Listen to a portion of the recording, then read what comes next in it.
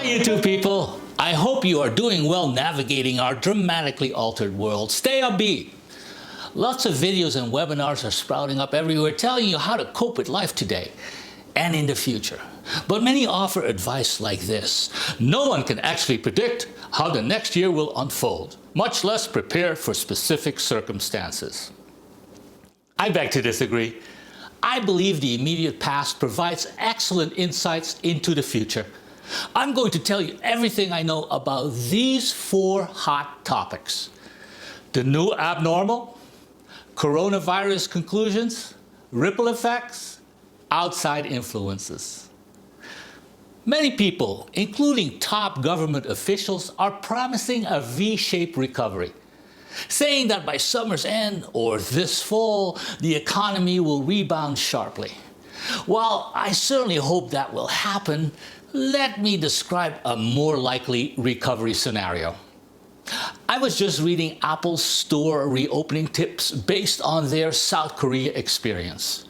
There will be temperature checks for both employees and people entering the store.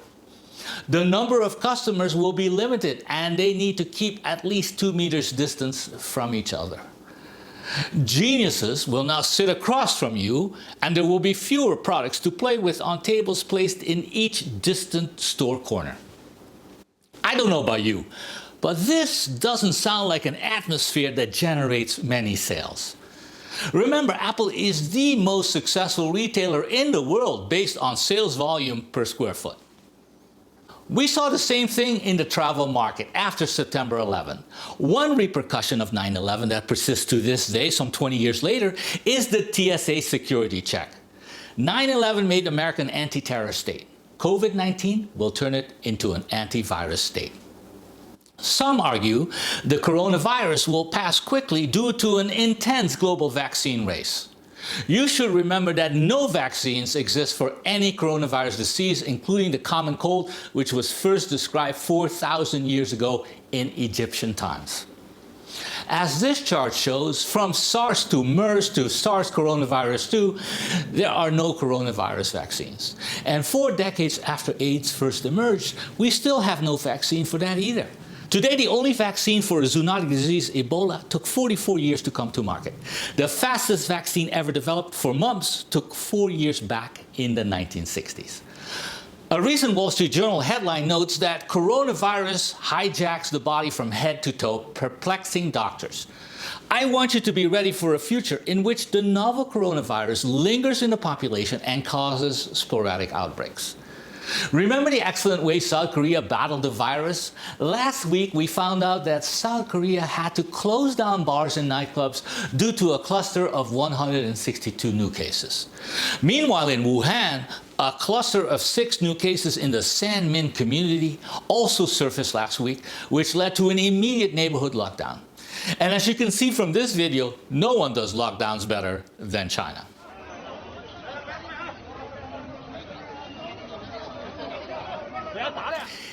It's this possibility of a sudden flare-up that will scare away not only customers, but also employees. I sure hope that we'll be able to avoid reinfection waves. But if such well-oiled machines as South Korea, China, and now Germany experience sudden relapses, what do you think will happen in the US? The deaths per million ratios of those countries and the US speaks volumes. The US has the highest number of confirmed coronavirus infection cases, 1.5 million, and deaths in the world with 90,000. It continues to lack a well-coordinated master plan to attack the coronavirus. I'm hoping we can emerge from this pandemic mostly unscathed, but we also need to be realistic and prepared for any outcome. Many of you have been getting ready. Small freezers which let you store as much food as possible are sold out across the country. Alcohol sales jumped 2 billion since March because we all need a damn drink. And we need to cover our faces too, so Etsy doubled its sales in April. Peloton is doing a landslide business keeping Americans fit. Those are mainly positive trends. Unfortunately, there are also adverse ripple effects. Apparel sales were down 89% in April, and restaurants saw a 50% decline. Do you think restaurants will be able to be profitable with customers spaced safely away from each other? That's assuming they are able or want to reopen. Here's what Danny Meyer, owner of 19 New York restaurants, told Bloomberg. "We don't want to be welcoming guests into our full-service restaurants for a very long time. Probably not until there's a vaccine. There is no interest or excitement on my part to having a half-full dining room while everyone is getting their temperature taken and wearing masks for not much money." OpenTable CEO Steve Hafner predicts that 1 in 4 restaurants won't come back. Small businesses that close permanently will cause major waves, also called second-order effects, across the economy. One of those ripple waves will be unemployment. The University of Chicago estimates that 42% of pandemic-induced layoffs will result in permanent job loss. Employees of the nearly 100 restaurants of Sweet Tomatoes and Souplantation are out of a job.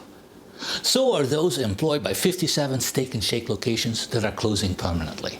The retail industry, which has already lost more than 30,000 stores since the great financial crisis, is now staring bankruptcy in the face.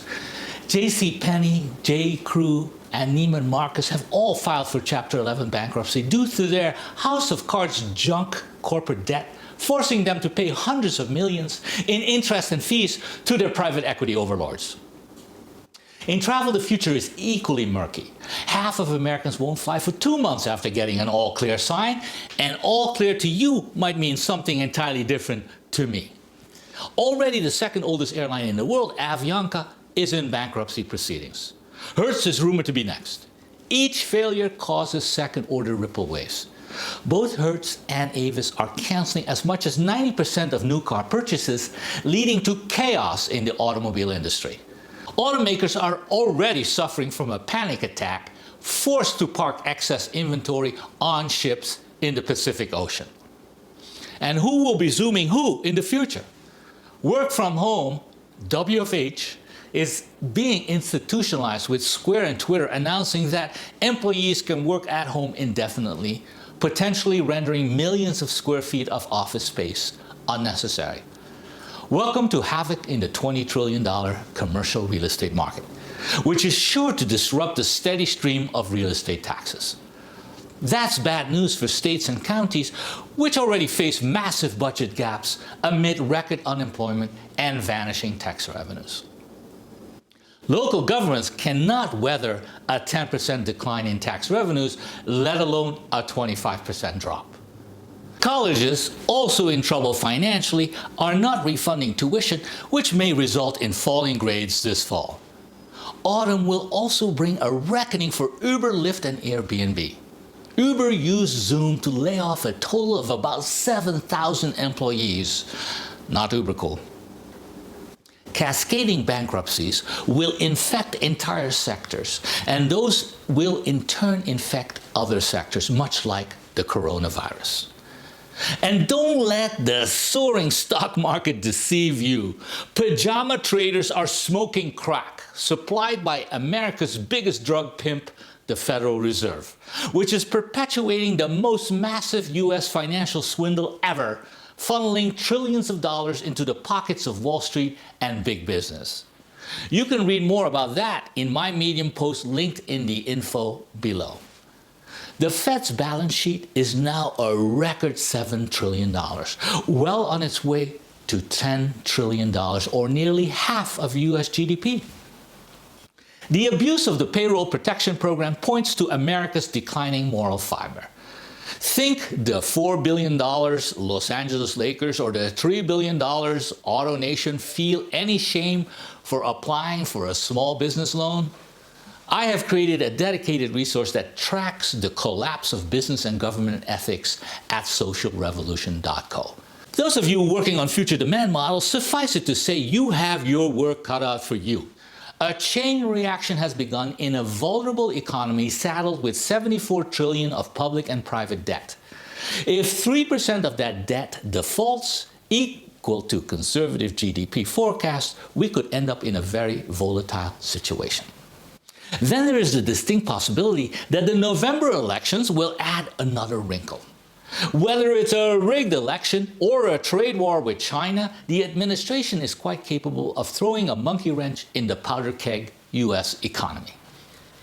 The administration has already issued rules that bar Chinese telecom giant Huawei from using American hardware and software. China countered by adding Apple and Qualcomm to an unreliable entity list.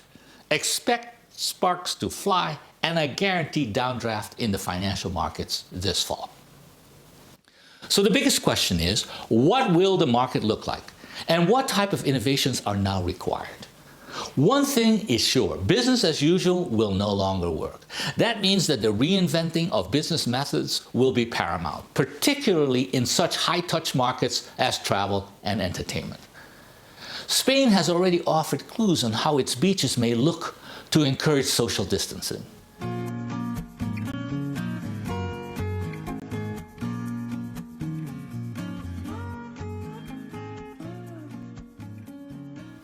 A Dutch restaurant is testing a prototype with diners sitting in pods, which immediately led one customer to ask, what will happen in hot summer months?